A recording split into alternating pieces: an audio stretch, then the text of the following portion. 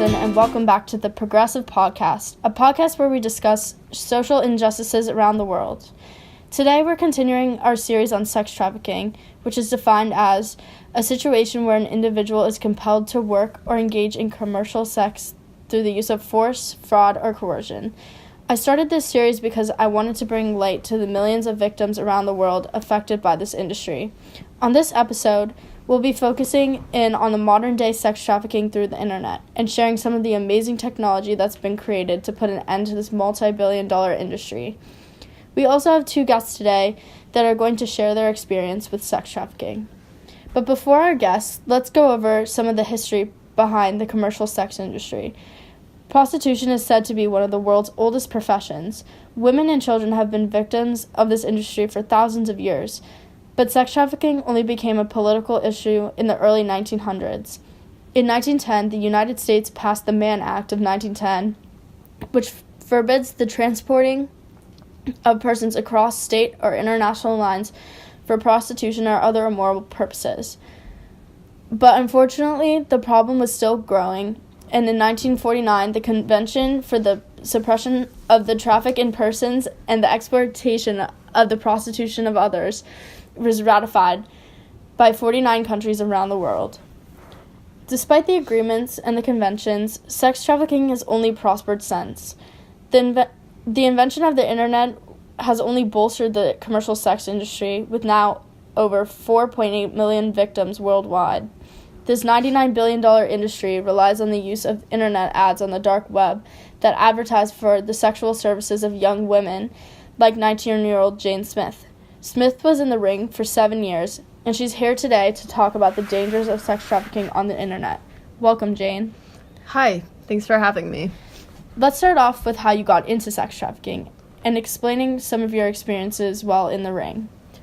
I got into sex trafficking by meeting with a man online who claimed he was a modeling agent.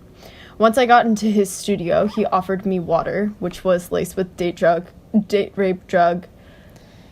He tied me up in the dark and in his basement, and over the course of the next 2 years, he would have people come down for sexual favors.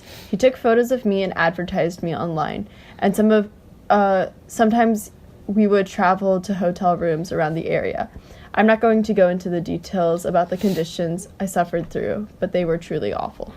It's such a shame that you and so many other victims have had to go through that. Why do you think sex trafficking is such a successful industry with so few prosecutions and so many victims? The reason that this industry is so successful is because traffickers can hide behind untraceable IP addresses and slip away from the law enforcement throughout the depths of the dark web. Additionally, law enforcement doesn't have the time or the resources to trace the millions of victims and the perpetrators that span the internet. The lack of law enforcement is the biggest problem when it comes to sex trafficking industry, because it's a lot easier for criminals to continue activity when there's no one searching for them. It's a shame that so many people have had to be forced into sexual favors just because the police doesn't have time to search for the victims. How did you become one of the lucky ones who escaped the industry? I was found with the help of the new technology called Spotlight. This is an internet-based technology that is built on the database of a million escort ads and form data that collect the various websites. Basically, I was found because one of the ads posted about me popped up as suspicious on Spotlight's database. The law enforcement was able to track me and locate me and my pimp. Wow, Spotlight sounds like such a huge step forward in ending sex trafficking. Thanks for sharing your story with us, Jane. Of course, the pleasure is all mine. Here to talk to us more about Spotlight is the company's Director of Strategies, Brooke Istuk. Welcome, Brooke. It's a pleasure to be here. Let's start off with what exactly is Spotlight and how can law enforcement use it? Spotlight was developed because we learned from survivor surveys that 3 out of 4 child sex trafficking victims were advertised online in the course of their exploitation. Additionally, we learned from our research that over 150,000 escort ads are posted online each day across the U.S. Before Spotlight, law enforcement had to manually sift through all of that data.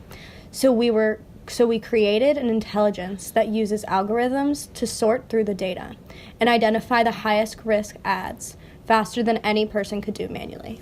Wow, that's really amazing that this technology can do all of that. What are some of the ways that Spotlight has been successful? Since its start in 2012, Spotlight has assisted in over 21,000 investigations, identified over 18,000 trafficking victims, and reduced investigation time by 65%. Those are great numbers. What is something that you hope for Spotlight in the future? As of now, we are in about 1,400 agencies across the states. This is great, but I believe that if Spotlight becomes an accustomed technology implemented in every police agency, we will significantly reduce the size of sex trafficking industry in the U.S. I also hope to expand on a global scale and put an end to sex trafficking. What are some of the things that listeners can do to stop sex trafficking? The most important thing to do is to report suspicious activity to the National Human Trafficking Hotline. Even if you are unsure of a suspected victim, it is always better to be safe than sorry. Contacting your local law enforcement to inquire if they are using Spotlight could save hundreds of lives. Spotlight is offered for free to all law enforcement throughout the 50 states, but it is still a new technology and needs promotion. Thank you so much for being here, Brooke. You're doing amazing things. Thank you. It was a pleasure to share with you. Well, that's all the time that we have today.